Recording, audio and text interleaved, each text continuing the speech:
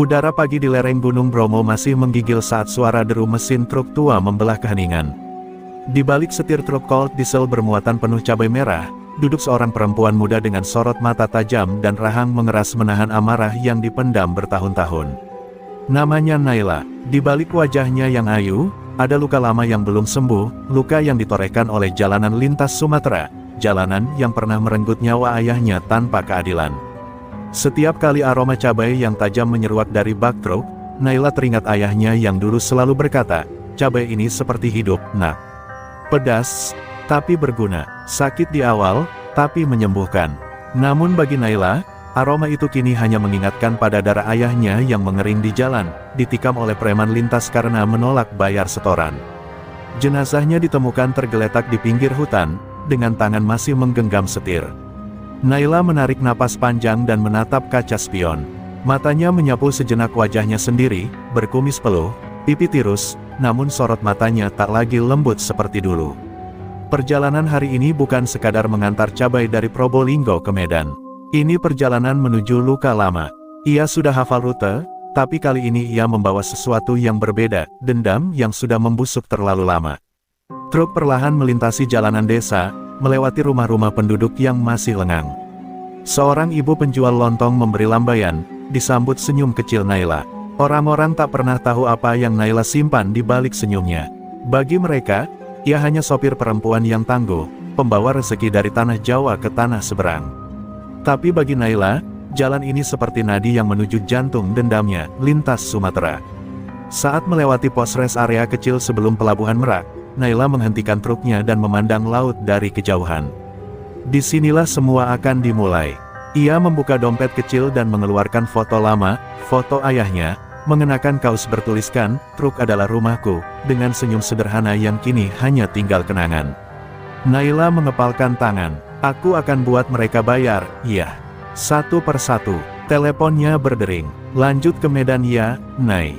Tolong jaga barang, harga cabai lagi mahal banget." Suara bos Haji Malik dari Probolinggo terdengar. Naila menjawab pelan, "Siap, Haji." Tapi dalam hati ia bergumam, "Aku tak hanya jaga barang, tapi aku bawa nyawa dan tekad." Truk pun kembali bergerak, seperti binatang tua yang sudah hafal medan perang. Dalam laci dashboard, Naila menyimpan sebuah belati tua. Gagangnya terukir inisial nama ayahnya. Belati itu pernah menyelamatkan ayahnya dari begal, tapi tak cukup melindunginya di malam kelam itu. Kini, senjata itu ada di tangan Naila. Bukan untuk bertahan, tapi untuk menyerang. Truk terus melaju, memasuki jalan lintas yang sunyi. Langit di atas seperti menahan napas, menunggu darah kembali tumpah. Dan dari dalam dadanya, Naila tahu, ini bukan sekadar perjalanan. Ini awal dari sebuah perang.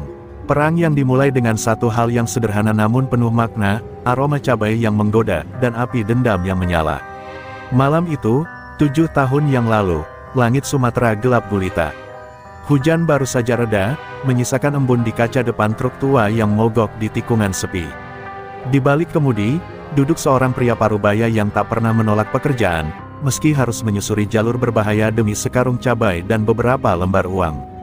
Pria itu adalah Surya, ayah Naila. Pengiriman malam itu adalah tugas terakhirnya sebelum pulang ke Jawa dan berjanji akan pensiun. Surya tahu jalur lintas Sumatera bukan jalur main-main. Preman berkeliaran di pos bayangan, meminta setoran seenaknya, mengaku sebagai petugas keamanan. Tapi malam itu, ia menolak. "Aku bukan pengecut yang membayar agar selamat. Jalan ini bukan punya kalian," katanya, menatap dingin ke mata seorang pria tinggi besar yang menodongkan golok ke arah kaca depan. Beberapa saksi menyebut ia sempat bertarung melawan 3 orang hanya dengan linggis kecil dan keberanian. Tapi akhirnya ia kalah jumlah. Darahnya mengalir di atas aspal basah, bercampur dengan cabai yang tumpah dari bak truk. Tidak ada suara peluit polisi, tidak ada sorotan lampu patroli. Hanya malam yang diam, menyaksikan seorang ayah dibantai karena menolak tunduk pada premanisme. Berita kematiannya hanya menjadi kabar singkat di koran lokal. Sopir truk tewas diserang orang tak dikenal. Naila masih ingat bagaimana ibunya menangis sepanjang malam, memeluk baju kerja ayahnya yang masih bau solar. Naila remaja hanya bisa menggigit bibir, menahan tangis sambil menatap foto terakhir ayahnya bersama truk yang kini dikendarainya.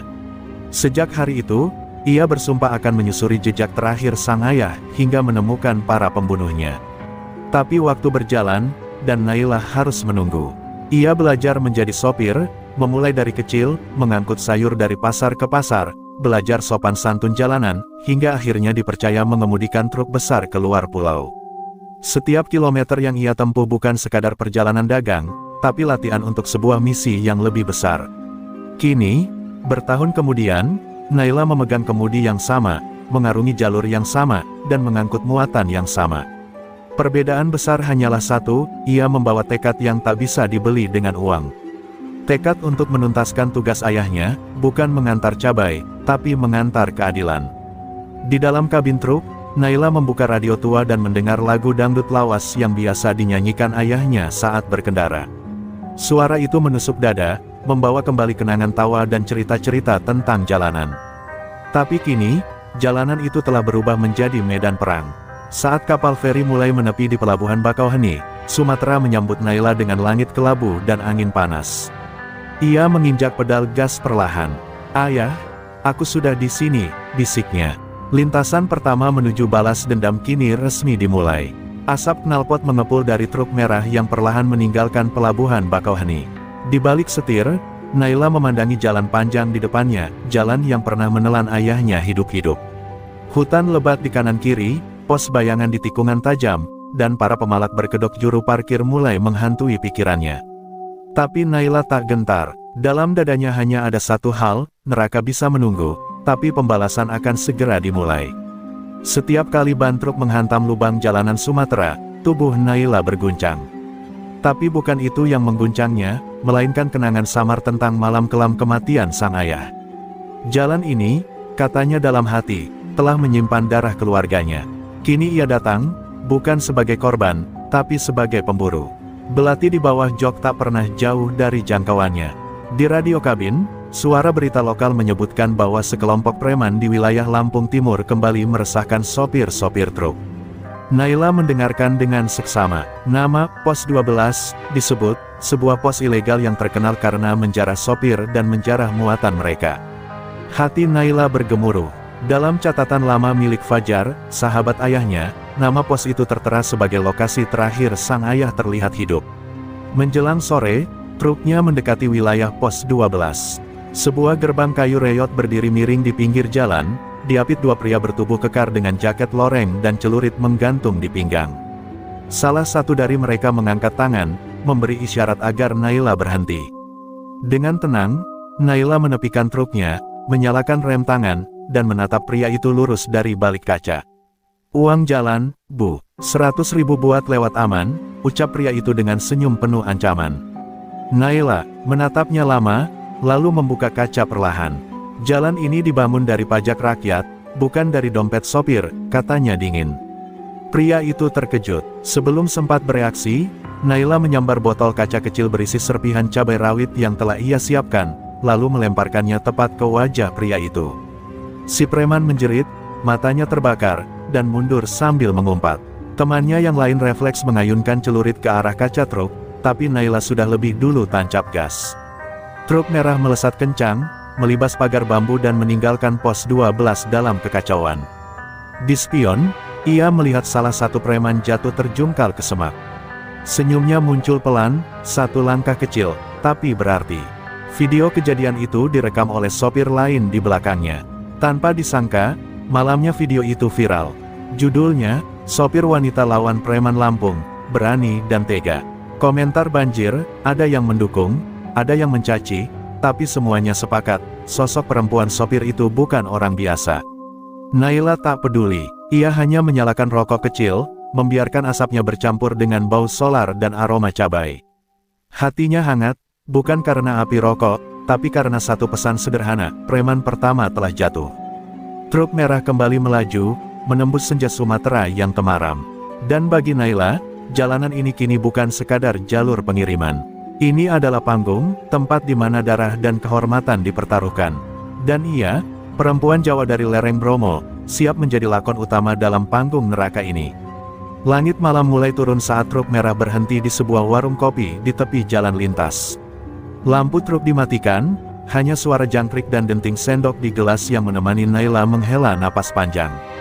Wajahnya basah oleh peluh, bukan karena lelah berkendara, tapi karena tegang. Insiden di pos 12 masih membekas di dadanya. Bukan karena takut, tapi karena itu pertama kalinya ia melawan langsung dengan tangan sendiri. Dan ia tahu, balasan akan datang. Seorang pria tua dengan wajah keriput dan mata waspada duduk di seberang meja. Namanya Pak Gino, mantan kernet ayah Naila. Ia mengaku tahu banyak soal jaringan preman yang membunuh Surya. Pos 12 cuma gerbang. Di baliknya ada sarangnya. Dulu bos mereka namanya Jack Panglima, bisiknya pelan. Nama itu membuat Naila mengerutkan dahi. Ia pernah mendengar nama itu disebut Fajar, sebagai pemimpin preman jalanan yang paling brutal di lintas Sumatera. Jack itu iblis. Kalau kau memang mau lanjutkan dendam ayahmu, kau harus siap kehilangan lebih dari sekadar darah, ucap Pak Gino, menatap Naila serius. Tapi Naila hanya tersenyum tipis, aku sudah kehilangan segalanya waktu mereka bunuh ayahku. Pria tua itu tak berkata-kata lagi. Ia tahu, kobaran dendam di mata perempuan itu bukan main-main. Dan jalan yang dipilih Naila bukan jalan pulang, tapi jalan tanpa kembali. Keesokan harinya, kabar tentang sopir perempuan pemberani tersebar luas. Video viralnya diputar ulang berkali-kali di grup-grup komunitas truk senusantara. Namun, bersamaan dengan itu, sebuah video lain muncul. Seorang pria berbadan besar, mengenakan kacamata hitam dan kalung rantai besi, muncul dalam siaran langsung Facebook. Perempuan itu harus dihentikan. Siapa yang bisa bawa dia ke gue, hidup atau mati, dapat 5 juta, katanya, Jack Panglima secara terang-terangan menantang. Naila melihat video itu sambil tersenyum dingin. Tantangan itu bukan ancaman baginya, tapi justru petunjuk arah. Ia tahu, ia sudah benar-benar masuk ke wilayah musuh. Dan Jack kini sudah tahu namanya. Itu artinya, permainan telah dimulai. Ia tak lagi memburu dalam diam, ia sedang diburu, dan ia suka itu. Sore itu, truknya dihentikan lagi oleh sekelompok pria bersenjata celurit dan tongkat. Tapi kali ini bukan pungli biasa. Mereka bukan hanya meminta uang, mereka menyebut nama Naila. Truk merah, sopir perempuan, ini dia, teriak salah satu dari mereka. Namun Naila tak panik, ia berpura-pura membuka pintu, lalu menyiram wajah salah satu dari mereka dengan air radiator panas yang disiapkannya. Pria itu menjerit, sementara yang lain disambut linggis dari balik pintu kabin. Sebuah duel brutal pecah di tengah jalan. Naila, meski seorang perempuan, sudah terlatih untuk bertarung. Pukulan-pukulannya cepat dan penuh kemarahan. Satu demi satu lawan tumbang. Yang tersisa kabur, meninggalkan motor dan senjata. Di tangannya, Naila menggenggam ikat pinggang kulit milik salah satu dari mereka, tertulis nama, anak buah Jack tanda pagar 7. Naila kembali ke dalam truk, darah masih menetes dari pelipisnya. Tapi senyum puas terukir jelas di wajahnya. Satu persatu anak buah Jack akan tumbang. Ini bukan sekadar pembalasan, ini adalah penghabisan. Dan jalan lintas Sumatera, kini berubah menjadi medan perang antara seorang sopir truk cantik dan jaringan preman paling ditakuti di Sumatera. Matahari Sumatera membakar ganas, aspal memantulkan panas seperti neraka, tapi Naila tetap melaju. Tangannya memegang erat setir truk, namun dalam pikirannya, satu nama terus berputar, Jack Panglima. Debu jalanan mengepul, menyatu dengan peluh dan darah yang masih mengering di pelipisnya. Tapi itu tak membuatnya lemah. Justru luka itu menjadi tanda bahwa ia telah membuka gerbang ke medan dendam yang lebih dalam. Truknya berhenti di dekat sebuah pasar kecil di pinggiran pematang panggang. Ia turun, tak untuk belanja atau beristirahat, tapi mencari informasi. Di antara para sopir truk dan pedagang kecil, nama Jack menjadi bisik-bisik yang menakutkan. Dia raja jalanan, Mbak. Kalau kamu pernah nyenggol anak buahnya, pasti dicari sampai ke liang kubur, bisik seorang pedagang bensin eceran yang gemetar saat menyebut nama itu. Namun di tengah bisikan ketakutan, Naila justru menemukan jejak. Salah satu anak buah Jack yang selamat dari insiden semalam ternyata lari ke sebuah bengkel truk tua di pinggir kota. Dengan hati-hati, Naila menyamar sebagai sopir biasa dan memarkirkan truknya di seberang. Dari balik tirai kabin, ia mengintip, tampak seorang pria dengan perban di kepala sedang berbicara sambil menunjuk ke arah jalan lintas. Itu dia, pikir Naila, rahangnya mengeras. Ia menyelinap diam-diam lewat gang belakang. Langkahnya ringan tapi penuh amarah. Saat pria itu keluar hendak naik motor, Naila menghadangnya. "Kau yang kemarin menyerangku, bukan?" tanyanya datar. Pria itu terkejut, tapi belum sempat menjawab, Naila sudah mengayunkan kunci roda ke lututnya. Pria itu roboh dan meraung kesakitan. Naila menempelkan belati ayahnya ke lehernya.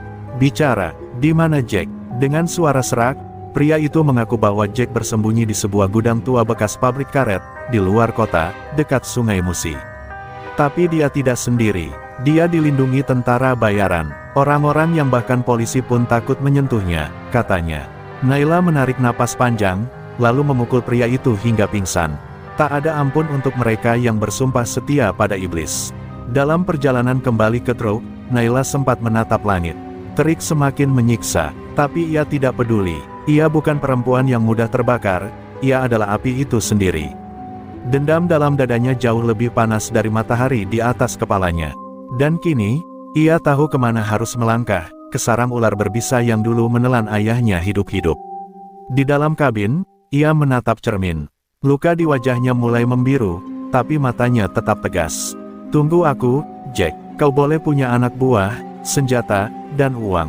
Tapi aku punya satu hal yang tidak kau miliki, luka yang belum sembuh dan nama ayahku yang belum mendapat keadilan." Truk merah kembali menyala, menyalip angin, menuju satu titik akhir yang makin dekat. Dan Sumatera kembali bergetar, kali ini bukan karena ban truk yang melaju, tapi karena darah yang akan segera ditumpahkan. Sore menjelang malam saat truk merah itu tiba di ujung jalan berlumpur yang mengarah ke bekas pabrik karet di pinggir Sungai Musi.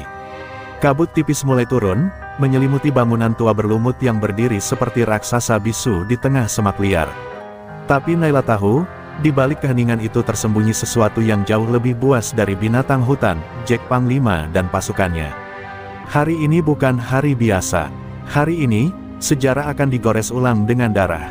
Naila turun dari truk tanpa suara. Langkahnya mantap, belati ayahnya terikat di paha, dan senter kecil diselipkan di ikat pinggang. Ia menyusuri sisi bangunan, menghindari gerbang utama. Dari balik jendela retak, ia melihat 3 orang bersenjata tongkat dan parang sedang berjaga. Salah satunya memakai jaket dengan simbol JP, singkatan dari Jack Panglima.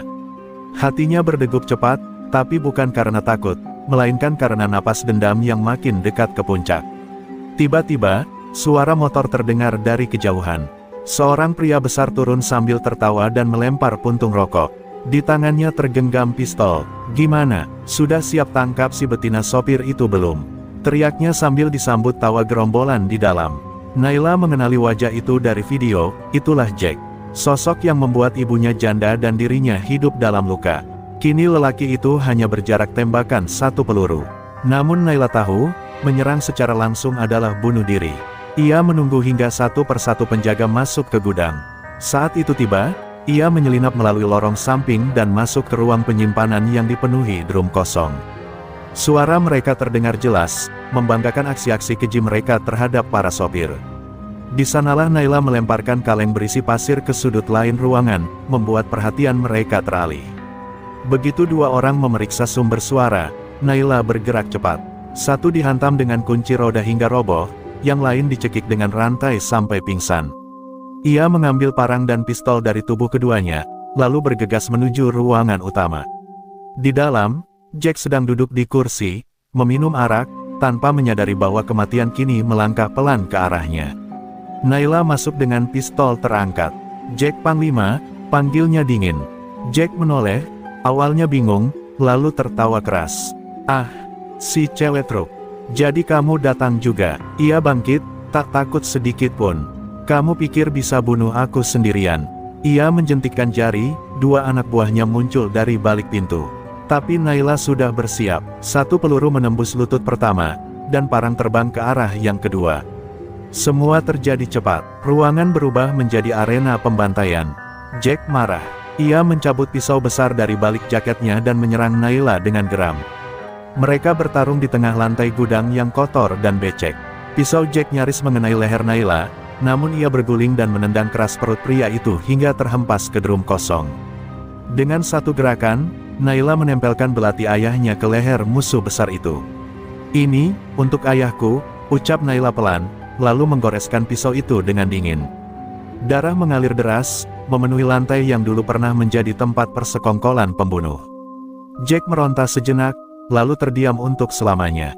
Gudang tua itu, akhirnya, menjadi tempat kematian raja jalanan yang selama ini tak tersentuh hukum. Udara di luar gudang beraroma anyir, campuran darah, minyak tanah, dan malam yang belum sempurna turun. Naila berdiri terpaku di samping tubuh dingin Jack Panglima. Matanya menatap kosong ke arah lelaki yang dulu menjadi bayangan gelap dalam hidupnya.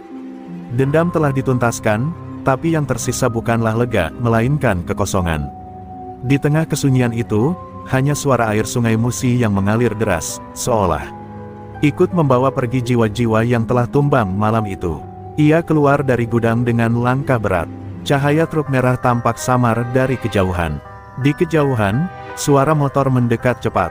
Naila segera berlindung di balik semak. Dua motor melintas, satu di antaranya membawa pria dengan radio genggam yang berteriak panik, "Jack tewas." Ulangi, "Jack tewas." Cari si perempuan itu sekarang juga. Hati Naila mencelos. Dendam memang sudah ditebus, tapi perangnya belum selesai. Jaringan Jack masih hidup, dan kini, buruannya justru menjadi dirinya sendiri. Ia kembali ke truk dan menyalakan mesin dengan cepat. Ban melindas lumpur, meninggalkan jejak dalam malam. Pikirannya berpacu. Ia tahu para anak buah Jack tersebar di beberapa titik jalan lintas Sumatera. Mereka bukan sekadar preman biasa, mereka milisi yang terlatih dalam kekacauan. Aku membunuh raja mereka, batinnya, sekarang seluruh kerajaannya akan memburuku. Truknya menyusuri jalan gelap tanpa lampu jalan. Ia tak bisa menuju jalur utama, terlalu berisiko. Ia memilih jalan kecil menuju arah Lubuk Linggau, berharap bisa sembunyi sementara. Tapi baru beberapa kilometer melaju, dua mobil pikap menghadangnya dari arah berlawanan. Tanpa aba-aba, mereka langsung melempar molotov ke arah truk. Api membakar sisi kanan kendaraan. Naila membelok mendadak ke semak, hampir terguling. Dengan tubuh gemetar, ia keluar dari kabin dan merangkak ke sungai kecil di tepi jalan. Ia mengintai dari balik semak. Pria-pria bertopeng turun dari mobil dan memeriksa sekitar truk. "Cari dia, jangan biarkan lolos," teriak salah satu dari mereka. Naila mencengkeram belati erat-erat. Kali ini ia tak bisa menyerang seperti tadi. Jumlah mereka terlalu banyak. Ia harus bertahan, harus hidup, bukan demi dirinya sendiri, tapi demi janji kepada almarhum ibunya, bahwa ia akan pulang, membawa nama ayahnya kembali terhormat. Malam itu, Naila bersembunyi di hutan kecil di pinggir sungai. Dingin merayapi tulangnya, tapi pikirannya tetap membara. Ia tahu, sisa anak buah Jack bukan hanya akan membalas, tapi akan memburu siapapun yang terlibat dengannya, termasuk Fajar, sahabat ayahnya yang kini tinggal di Bukit Tinggi. Ia tak bisa lari. Satu-satunya pilihan adalah menyelesaikan ini, hingga tak tersisa siapapun. Dari dalam tas kecilnya, ia mengeluarkan peta jalanan Sumatera yang lusuh. Tanda merah yang dulu dibuat ayahnya mengelilingi titik-titik rawan. Kini, titik itu menjadi peta peperangan Naila. "Kalau kalian mau perang," gumamnya pelan, "aku akan jadi perempuan terakhir yang kalian hadapi." Ia merobek lengan bajunya, membalut luka bakar di tangan, lalu menatap bintang di langit. Satu-satunya penerang malam itu hanyalah tekadnya yang tak pernah padam. Dan dalam sunyi hutan Sumatera, lahirlah legenda baru, tentang perempuan cantik pengemudi truk cabai dari Jawa Timur, yang kini tak hanya mengirimkan muatan, tapi juga mengantarkan maut bagi mereka yang dulu membunuh keluarganya. Fajar belum sempurna mereka saat Naila kembali menghidupkan truknya yang sebagian terbakar. Mesin menggerung berat, tapi masih mampu berjalan. Asap tipis keluar dari sisi kanan kabin, namun ia tak peduli. Wajahnya pucat, matanya merah karena begadang dan luka, tapi nyalinya tetap membara. Ia melaju perlahan menuju utara, ke arah Bukit Tinggi, tempat terakhir di mana Fajar, sahabat ayahnya, tinggal. Di sanalah satu-satunya orang yang masih bisa membantunya menyelesaikan misi berdarah ini. Namun jalan menuju Bukit Tinggi tak semudah dugaan. Jalur berkelok di perbukitan, yang biasa disebut Jalan Bukit Setan oleh para sopir, adalah tempat favorit para pemalak dan penyergap. Terjal, sepi, dan jauh dari jangkauan sinyal. Naila tahu tempat itu, bahkan dulu ayahnya pernah hampir kehilangan nyawa di sana.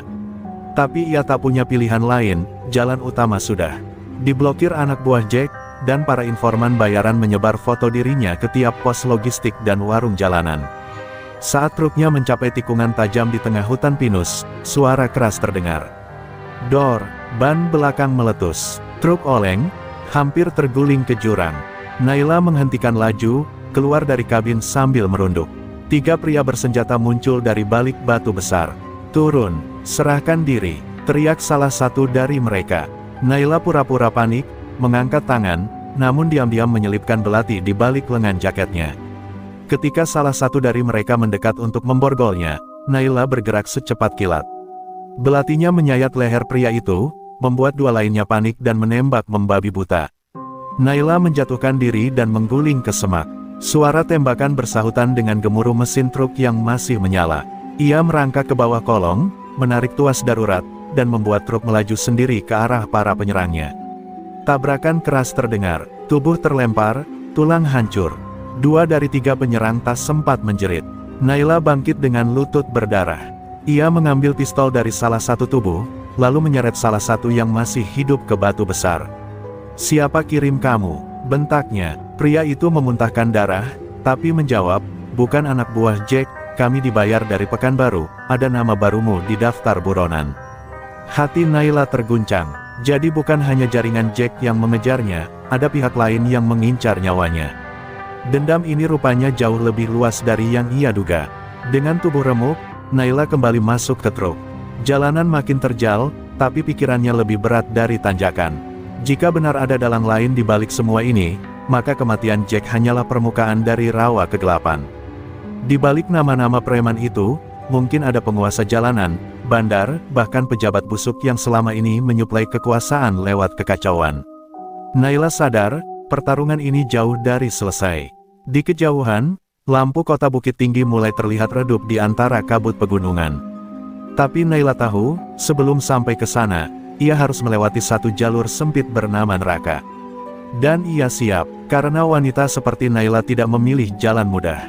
Ia memilih jalan berliku, asal di ujungnya ada keadilan.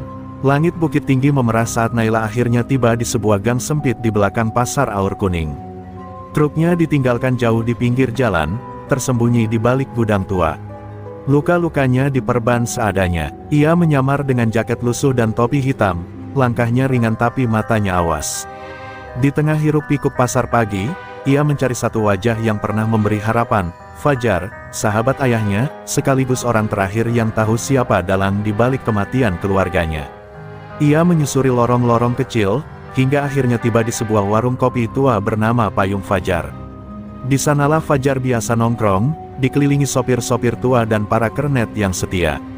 Naila menahan napas saat melihat sosok berambut putih duduk di pojok warung, sedang mengisap rokok cengkeh. Wajahnya masih sama seperti dulu, keras, penuh bekas luka. Tapi tatapan matanya kini tak sehangat yang ia ingat. "Kamu, Naila," gumam Fajar dengan suara berat. Tanpa bicara banyak, Naila duduk di depannya dan membuka bekas luka di lengan. "Jack sudah mati," katanya pelan. Fajar tampak kaget, tapi tidak sepenuhnya terkejut. Justru, wajahnya menjadi tegang. Ia menyuruh pelayan menutup pintu warung. "Kamu tak seharusnya ke sini," katanya. "Kamu tak tahu apa yang sedang kamu sentuh." Naila menatap tajam. "Justru karena itu aku ke sini. Aku mau tahu semua. Ayahku mati dibunuh, dan Jack bukan satu-satunya dalangnya." Fajar menarik napas panjang. Tangannya gemetar saat menuangkan kopi. "Ayahmu dibunuh bukan karena cabai, Naila, tapi karena dia menolak ikut mengatur jalur logistik narkoba antar pulau." Naila terdiam, matanya membelalak. Mereka pakai truk sayur buat nyelundupin barang. Jack cuma eksekutor, dalangnya duduk di kantor logistik besar di Pekanbaru, dan mereka punya polisi bayaran, lanjut Fajar. "Dan aku pernah jadi bagian dari mereka." Darah Naila mendidih, tangannya mengepal, tapi tubuhnya membeku. "Jadi, selama ini kau tahu siapa pembunuh ayahku dan kau diam?" teriaknya tertahan. Fajar menunduk. "Aku bersalah, Naila. Aku coba keluar dari lingkaran itu. Tapi mereka terlalu kuat. Bahkan setelah Jack mati, ada yang lebih besar menunggu kamu. Namanya Bagas Diraja. Dia yang dulu menyuruh orang-orangmu dibantai di Lampung. Sekarang dia tahu kamu masih hidup." Air mata Naila jatuh, bukan karena sedih, tapi karena pengkhianatan. Seseorang yang ia percayai, yang dianggap sebagai paman sendiri, ternyata membiarkan kejahatan itu terus hidup. Ia berdiri, ingin berteriak, ingin menghancurkan segalanya. Tapi suara Fajar kembali terdengar pelan, penuh penyesalan. Aku bisa bantu kamu masuk ke jantung mereka, ke markas logistik di Raja. Tapi setelah itu, kamu sendiri yang akan jadi incaran seluruh Sumatera. Naila menatap lelaki tua itu dalam diam. Di balik pengkhianatan dan dosa masa lalu, mungkin hanya ini kesempatan satu-satunya. Ia menghapus air mata dengan punggung tangan, lalu mengangguk pelan. Kalau aku harus diburu, pastikan mereka tahu siapa yang sedang mereka buru. Fajar mengangguk, mata tuanya bergetar. Di hadapannya bukan lagi anak sahabat lamanya, melainkan wanita yang ditakdirkan menjadi badai di antara para raja jalanan. Pekanbaru menyambut Naila dengan panas menyengat dan aroma peluh jalanan. Bersama Fajar, ia menyusup ke kota yang tampak biasa di permukaan, namun menyimpan jantung dari jaringan kegelapan di bawahnya. Gudang logistik milik PT Diraja Transportasi Nusantara berdiri megah di pinggir kota, dijaga ketat oleh satpam bersenjata dan kamera pengawas di setiap sudut. Disinilah segala jenis barang disamarkan, dari sembako, elektronik, hingga narkoba kelas kakap yang dikemas dalam karung cabai, menyusup dalam sistem pengiriman nasional. Naila berdiri di balik truk Fajar yang menyamar sebagai pengantar beras dari Padang Panjang. Wajahnya dilumuri debu, matanya tertutup kacamata gelap. Ia sudah tak tampak seperti perempuan biasa. Hatinya telah diasah oleh luka dan dendam, pikirannya tajam menembus siasat para penguasa jalanan. Malam itu mereka berhasil masuk ke area belakang gudang, area gelap yang tak terdata di laporan resmi. Dari balik celah pintu besi, Naila mengintip aktivitas di dalam. Puluhan pria sibuk menyusun kardus dan karung, semuanya dikemas rapi, tapi bagian dalamnya bukan barang legal. Ia melihat salah satu dari mereka memasukkan senjata ke dalam drum oli, dan yang lain membungkus sabu dalam plastik kecil di antara ikat cabai. Pemandangan itu membuat dada Naila sesak. Ini, lebih besar dari yang ayahku bayangkan, bisiknya pada Fajar. Namun mendadak, ketegangan melonjak. Seorang pria dengan jas hitam muncul dari dalam ruangan kaca di atas gudang. Sorot matanya tajam, langkahnya dingin. Itu Bagas Diraja, ujar Fajar lirih. Orang yang sebenarnya menarik tali boneka semua ini. Dulu dia tentara, sekarang dia raja jalanan. Tak ada polisi yang berani sentuh dia, karena dia bukan hanya punya uang, tapi juga rahasia kelam para pejabat. Naila menggertakkan gigi. Semua dendam seakan membuncah dalam tubuhnya. Tapi ia tahu, menyerang sekarang hanya akan berujung mati konyol. Ia butuh bukti, dan lebih penting lagi, ia butuh tahu siapa pemasok besar yang berdiri di atas Bagas. Dunia gelap ini seperti sarang ular, satu kepala dipotong, 5 lainnya tumbuh. Ia memotret semua kegiatan di gudang dari kamera kecil tersembunyi di helmnya. Bukti-bukti itu harus sampai ke media, atau minimal, ke tangan orang yang masih punya nurani. Saat mereka hendak mundur keluar dari area, Fajar tiba-tiba berhenti. Ada yang aneh, gumamnya. Dari arah belakang, 2 orang bersenjata laras panjang berjalan cepat ke arah mereka. Itu bukan penjaga biasa, itu dari dalam, bisik Naila. Mereka telah dicurigai. Belum sempat lari, alarm berbunyi kencang. Lampu sorot menyapu area. Tangkap mereka, teriak suara dari pengeras suara. Naila dan Fajar lari menembus tumpukan peti, peluru menghujani jalur pelarian mereka. Fajar sempat tertembak di lengan, tapi tetap berlari sambil menahan darah. Mereka menyelinap ke bawah truk, berguling ke selokan, dan keluar melalui lubang pembuangan air di sisi barat gudang. Nafas mereka tersengal, tubuh berlumur lumpur, tapi mereka berhasil lolos. Untuk sementara, di balik semak-semak, Naila menatap gudang itu dengan nyala api di matanya. Mereka tahu aku datang, sekarang mereka akan memburuku lebih dari sebelumnya. Fajar terbatuk darah, tapi tersenyum miris. Tapi kini kamu tahu siapa musuh sebenarnya. Naila menggenggam kamera kecilnya erat-erat. Dunia harus tahu, neraka di Pekanbaru bukan sekadar gudang logistik, tapi pusat dari kematian, pengkhianatan, dan darah keluarganya. Berita tentang penyusupan ke gudang Diraja Logistik meledak di jaringan bawah tanah malam itu. Namun yang diumumkan ke publik hanyalah laporan palsu, teroris wanita menyerang gudang penyimpanan bahan pangan. Foto Naila terpampang di media sosial gelap dan bahkan mulai menyebar ke grup-grup sopir truk dan terminal. Pemerintah diam, seolah tak tahu. Padahal Naila sadar, ini adalah cara Bagas Diraja mengerahkan jaringan berburu tanpa menyentuh hukum resmi. Ia dijadikan kambing hitam untuk menutupi bangkai yang lebih besar. Di sebuah rumah singgah rahasia milik Fajar, Naila merawat lukanya sambil terus mengunggah potongan-potongan bukti ke internet anonim. Video-video tentang penyelundupan sabu dalam truk cabai, pengemudi yang dipaksa menjadi kurir tanpa sadar, serta daftar nama-nama penerima barang mulai tersebar ke beberapa jurnalis bawah tanah. Namun sayangnya, satu persatu akun itu mulai diblokir. Mereka punya orang dalam di platform. Kita tak bisa main aman lagi, ujar Fajar dengan napas terengah. Pagi harinya, terdengar ketukan di pintu belakang. Seorang perempuan muda dengan wajah asing masuk tergesa-gesa. Namanya Maya, mantan jurnalis yang kini buron setelah memberitakan jaringan narkoba dalam proyek pembangunan jalan tol. Aku dapat pesan dari orang dalam. Naila, kamu akan diburu secara terbuka. Mereka mengumumkan hadiah 500 juta rupiah untuk siapapun yang menyerahkanmu, hidup atau mati, katanya cepat, matanya penuh cemas. Naila terdiam. Dunia luar kini tak lagi mengenalnya sebagai korban, melainkan buruan. Sopir-sopir yang dulu menyapanya hangat, kini bisa menjadi pemburu yang mengincar uang. Jalan raya berubah menjadi perangkap. Kamu harus pergi dari Sumatera, kata Maya. Tapi Naila menggeleng. Aku belum selesai. Masih ada yang harus kubakar, jawabnya dingin. Fajar, meski terluka, mengangguk setuju. Kita lawan dengan caramu, tapi kamu harus cepat. Malam itu, mereka menyusun rencana terakhir. Naila akan kembali ke satu tempat yang paling dijaga, Terminal Induk Siak, tempat pusat pengiriman logistik terakhir yang belum terjamah. Di sana, menurut Fajar, Bagas sering mengatur pengiriman langsung dari pelabuhan bayangan. Terminal itu dijaga bukan oleh preman, melainkan oleh aparat berseragam.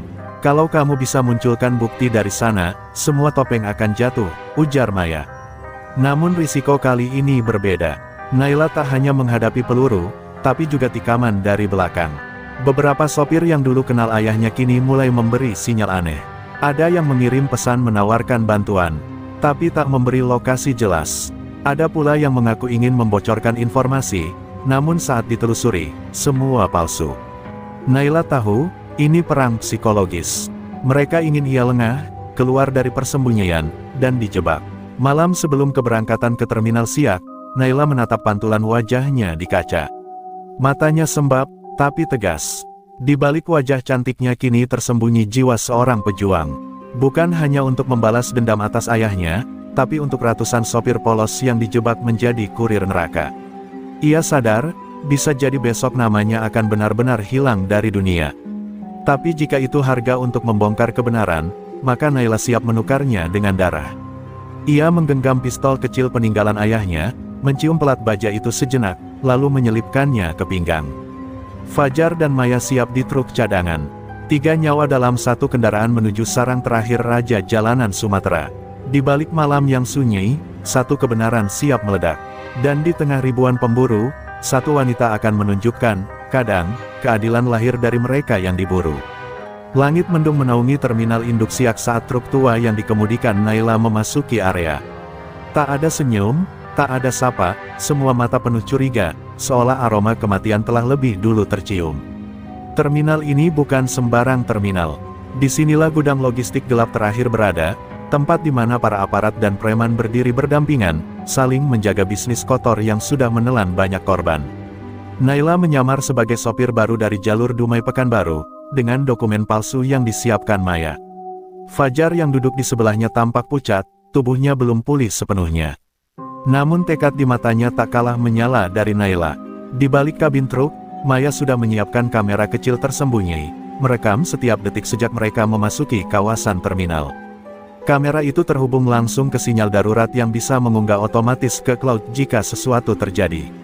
Kalau kita jatuh, dunia tetap akan melihat, bisik Maya lirih.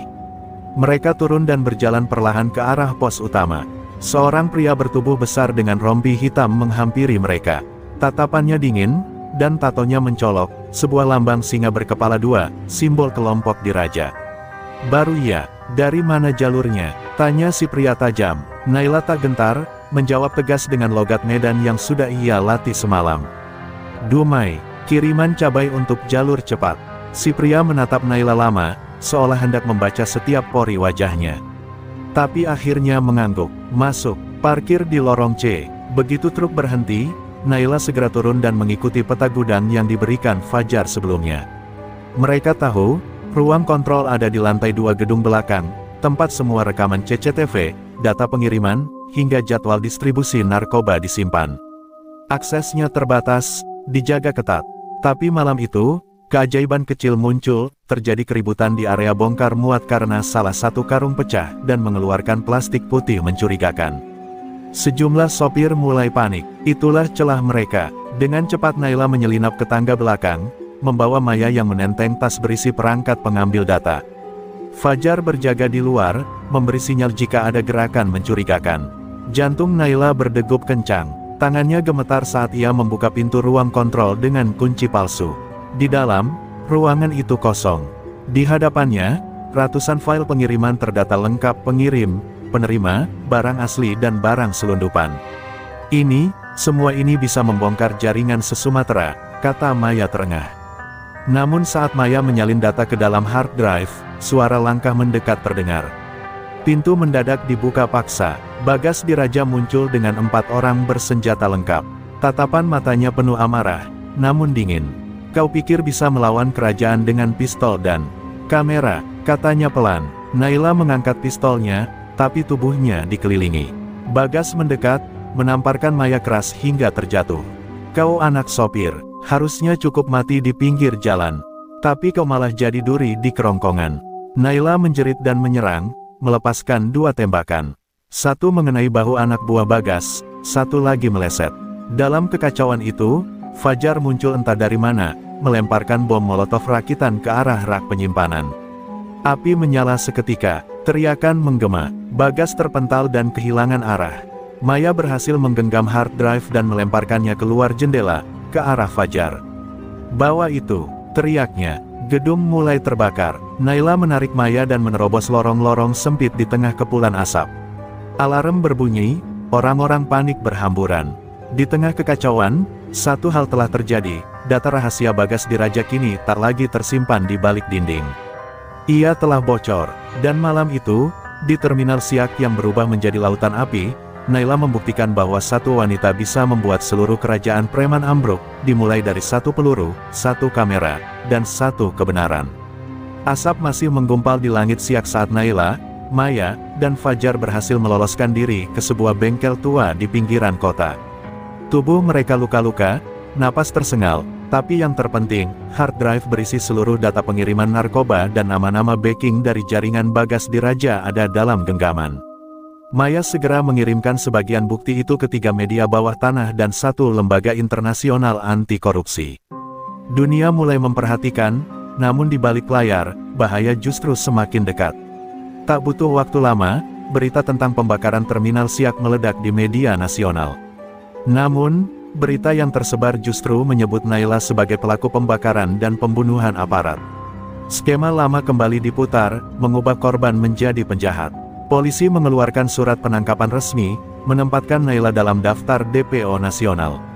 Kali ini, bukan hanya preman dan pemburu bayaran yang mengejarnya, tapi juga aparat berseragam yang seharusnya menjadi pelindung hukum. Pagi itu, saat Fajar hendak membeli bahan bakar di warung sekitar, ia ditangkap oleh seseorang berseragam polisi militer. Tapi yang aneh, tak ada prosedur, tak ada surat. Dia dibawa ke mobil tanpa pelat, dibungkam dan dibawa pergi. Maya yang menyadarinya terlambat, panik dan segera memberitahu Naila. Mereka bukan polisi biasa, ini operasi diam. Fajar ditangkap karena mereka tahu dia punya akses ke backup data, ujarnya putus asa. Naila merasa tubuhnya gemetar. Fajar adalah satu-satunya orang yang tersisa yang bisa dia percaya sepenuhnya. Tak butuh lama, sebuah nomor tak dikenal menghubungi Maya. Suara berat pria berkata singkat, tukar hard drive itu dengan nyawa temanmu. Lokasi dan waktu akan kami kirim. Lalu telepon terputus. Maya ingin menyerahkan data itu saja, tapi Naila menolak. Kalau data ini jatuh ke tangan mereka, semua yang mati selama ini akan sia-sia. Ayahku akan mati 2 kali. Malamnya, mereka menerima koordinat pertemuan, sebuah gudang kosong di pinggiran hutan industri. Maya menatap Naila tajam. Kau yakin akan datang? Naila hanya menjawab lirih, Aku tak akan biarkan Fajar mati demi sebuah file. Tapi aku juga tak akan datang tanpa rencana. Diam-diam, Naila menyusun taktik. Ia menyalin isi hard drive ke 3 flash disk kecil, menyembunyikannya di dalam sol sepatu, ikat pinggang, dan satu lagi dititipkan kepada Maya untuk dikirim ke luar kota. Saat tiba di lokasi, Naila berjalan sendirian ke dalam gudang, membawa koper yang pura-pura berisi hard drive. Di dalam, belasan pria bersenjata menyambutnya. Di tengah ruangan, Fajar terikat di kursi dengan wajah babak belur. Bagas Diraja muncul dari balik bayangan, meski dengan bahu yang masih diperban. Pasca peristiwa di Terminal Siak, kau pikir bisa kalahkan aku dengan unggahan dan berita. Dunia ini milik orang yang punya peluru, Naila, ucapnya sambil tertawa dingin. Tapi Naila tetap tenang. Ia membuka koper dan memperlihatkan hard drive yang diselipkan di dalam tumpukan busa. Bagas mendekat, dan saat itulah Naila menarik pin kecil dari sabuknya, sebuah alat peledak rakitan sederhana yang ia sembunyikan di dalam logam koper. Satu langkah salah, dan kita semua hilang bersama, katanya datar. Wajah Bagas menegang. Untuk pertama kalinya, sang raja jalanan merasa takut. Di saat situasi menegang, terdengar suara sirine dari luar. Maya telah mengirim lokasi dan bukti ke satu unit polisi independen yang masih bersih, dan lebih penting lagi, telah didukung tekanan publik setelah data mereka tersebar online. Pria-pria bersenjata itu mulai panik. Dalam kekacauan itu, Naila menghampiri Fajar dan melepaskannya. Tembakan terjadi. Beberapa dari anak buah Bagas tumbang, sementara Bagas sendiri kabur ke arah hutan. Naila menatap api yang membakar ujung gudang dan berbisik lirih, "Kau belum selesai denganku, Bagas." Langit mulai memerah saat Fajar menyentuh perbukitan kecil di luar kota Siak. Di tengah kabut tipis dan aroma tanah basah, Naila dan Fajar menelusuri jejak terakhir pelarian Bagas Diraja, sang raja jalanan yang kini tak lebih dari buruan. Informasi dari polisi independen menyebutkan, Bagas melarikan diri ke sebuah villa tua di kawasan hutan lindung, dulunya milik seorang pengusaha tambang yang bangkrut. Tempat itu dikenal angker, tapi bagi Naila, tidak ada tempat yang lebih layak untuk mengakhiri segalanya. Tubuh Fajar masih lemah, tapi matanya menyala, bukan karena dendam, tapi karena keberanian. "Kau bisa saja berhenti sekarang, Naila. Semua bukti sudah menyebar, kau sudah menang," katanya saat mereka menyusuri jalan setapak. Tapi Naila menggeleng pelan, "Belum, selama Bagas hidup, mereka bisa bangkit lagi. Ini bukan hanya tentang pembalasan, ini tentang mengakhiri warisan jahat yang membunuh ayahku dan menghancurkan hidup ratusan sopir jujur." Mereka tiba di depan villa menjelang senja. Bangunannya setengah runtuh, dengan jendela pecah dan dinding berlumut. Tapi di dalamnya masih ada nyala api perapian, tanda seseorang bersembunyi di sana. Naila mengangkat pistolnya, pelan-pelan masuk ke dalam. Hening, hanya suara kayu berderak dan angin berdesir di sela-sela retakan tembok. Lalu terdengar suara berat yang tak asing, "Kau datang juga, seperti yang kuduga." Bagas muncul dari balik bayangan, hanya mengenakan jaket hitam dan celana lusuh. Wajahnya penuh luka, tapi sorot matanya masih tajam. Ia menatap Naila dengan senyum sinis. "Apa kau pikir dunia akan berubah setelah aku mati? Orang sepertiku akan selalu lahir, Naila. Karena dunia ini butuh monster untuk mengatur neraka jalanan itu." Naila menatapnya tanpa gentar. "Tidak, Bagas. Dunia ini butuh keberanian, bukan teror." Tiba-tiba Bagas menodongkan senjata ke arah Fajar, tapi Naila sudah lebih dulu menembak. Peluru menghantam bahu kirinya. Bagas jatuh, mengerang kesakitan. Tapi ia tertawa dalam perih. "Terlambat, semua sudah tahu siapa kau. Kau buronan, kau wanita pembakar terminal. Tak akan ada panggung untukmu, Naila," katanya dengan darah mengucur dari mulutnya. Namun Naila hanya menatapnya dingin. "Aku tidak butuh panggung, aku hanya butuh keadilan." Saat Naila bersiap memberi tembakan terakhir, Fajar menahan lengannya. "Jangan, biarkan hukum yang mengakhiri dia. Biarkan dunia melihat wajah asli monster ini, dalam jeruji." Naila terdiam sejenak, lalu menurunkan pistolnya. Tak lama kemudian, suara helikopter terdengar. Aparat kepolisian bersih yang selama ini membantu mereka akhirnya datang, lengkap dengan tim medis dan dokumentasi. Bagas diborgol, terkapar dengan mata penuh kebencian, dibawa pergi seperti tikus dari sarangnya. Saat malam turun, Naila berdiri di balkon villa tua itu, memandangi langit penuh bintang. Untuk pertama kalinya sejak kematian ayahnya, dadanya terasa lapang. Ia tahu hidupnya tak akan pernah kembali normal. Tapi yang ia lakukan hari ini akan membuka jalan bagi para sopir jujur di seluruh negeri. Maya mengirim pesan, negara mulai bergerak. Banyak nama besar ditangkap diam-diam. Kau telah memukul jantung yang selama ini tak tersentuh. Naila tersenyum tipis. Ia tak butuh sanjungan. Ia hanya ingin jalan raya kembali jadi tempat yang aman, bukan medan perang yang dikuasai preman dan pengkhianat berseragam. Dan malam itu, di bawah cahaya bulan Sumatera, seorang wanita sopir truk dari Jawa Timur telah mengukir sejarah. Bukan karena kekuatannya, tapi karena keberaniannya untuk melawan, meski sendirian. 3 bulan telah berlalu sejak villa tua itu menjadi saksi runtuhnya kekuasaan Bagas Diraja. Nama Naila mendadak meledak di dunia maya, dibela oleh rakyat, diburu oleh sistem, dan dihormati oleh mereka yang dulu tak peduli pada jalanan. Tapi Naila tak kembali ke rumah. Ia hidup berpindah dari satu kota ke kota lain, sembunyi dari sorotan, walau banyak yang ingin menjadikannya simbol perlawanan. Naila bukan pejuang lambang, ia hanya seorang anak sopir yang menepati janji. Sementara itu, wajah-wajah backing preman mulai bermunculan di layar berita. Beberapa perwira tinggi dinonaktifkan. Sejumlah terminal besar kini dikelola langsung oleh koperasi sopir. Maya terus mengirim kabar melalui sinyal tersembunyi, memberitahu bahwa jaringan-jaringan lama mulai retak. Dunia memang belum bersih, tapi luka besar telah dibuka, dan perlahan dibersihkan. Dan semua itu bermula dari seorang wanita yang pernah hampir menyerah di balik setir truk cabai. Pagi itu, di perbatasan Jambi, Naila duduk sendirian di kursi kayu sebuah warung. Rambutnya kini pendek, bekas luka di tangan kirinya tak hilang, tapi matanya lebih tenang dari siapapun. Di hadapannya, seorang bocah lelaki, anak dari sopir truk yang dulu diselamatkan Naila, menyerahkan sebuah kotak kecil. "Ini dari ibu saya," katanya Mbak Naila seperti pahlawan, ucap si anak polos. Naila membuka kotak itu. Isinya sederhana, kalung rantai dengan liontin kecil berbentuk roda kemudi. Air matanya mengalir pelan. Tidak karena hadiah itu, tapi karena ingatan pada ayahnya yang dulu selalu berkata, "Nak, kita mungkin orang jalanan, tapi jangan pernah takut berdiri untuk yang benar." Kalimat itu kini hidup di setiap tapak aspal yang ia lewati. Di setiap roda truk yang kembali bisa melaju tanpa rasa takut. Naila sadar, perjalanannya belum selesai, tapi sebagian jalannya telah ia menangkan. Sore harinya, Naila memutuskan kembali ke Jawa Timur. Ia mengendarai truk tua warisan ayahnya yang sudah ia perbaiki sendiri.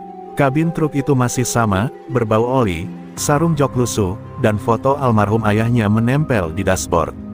Tapi kini, ada satu benda baru, liontin kemudi kecil tergantung di kaca depan. Sebuah pengingat bahwa ia tak lagi mengemudi hanya untuk bertahan hidup, tapi juga untuk melindungi jalanan ini dari kegelapan. Saat melewati pelabuhan penyeberangan, beberapa sopir mengangkat tangan, menyapanya. Ada yang tersenyum, ada yang melambaikan tangan, bahkan ada yang berbisik pelan, "Itu dia, sopir wanita dari timur yang lawan preman Sumatera." Tapi Naila tak menjawab, ia hanya membunyikan klakson 2 kali, kode hormat sesama pengemudi. Jalan ini adalah rumahnya, dan kini, jalan itu telah ia rebut kembali. Di perbatasan Banyuwangi, langit senja menyala oranye kemasan. Di kaca spion, bayangan truk besar melaju di belakangnya, konvoi sopir-sopir yang dulu sempat tiarap karena ketakutan. Mereka kini ikut bergerak. Naila bukan lagi sendirian. Perjuangannya telah menyalakan nyala keberanian di dada banyak orang. Ia telah menunjukkan bahwa bahkan preman terbesar pun bisa tumbang oleh keberanian seorang wanita. Dan di akhir perjalanan, saat truknya menepi di depan rumah tua di pinggiran Lumajang, Naila turun, membuka pintu, lalu tersenyum. Rumah itu kosong. Tapi di dalam hatinya, penuh. Ia telah kembali bukan sebagai pelarian, bukan sebagai buronan, tapi sebagai pejuang jalanan yang telah menuntaskan perhitungan panjang. Di depan pagar, tertulis satu kalimat sederhana yang dicoret dengan cat merah.